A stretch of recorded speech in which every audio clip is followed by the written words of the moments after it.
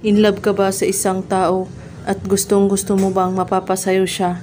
Pues gawin mo ang spell na ito para mapapasayo na siya.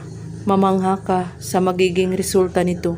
Kailangan mo ng isang buhok at litrato ng taong gusto mo. Kunin mo ang isang pirasong buhok at litrato ng iyong iniibig. Ilagay ang buhok sa tabi ng litrato ng inyong minamahal at saka sabihin mo ito ng 7 beses. Akin ka mahal, lumapit ka sa akin.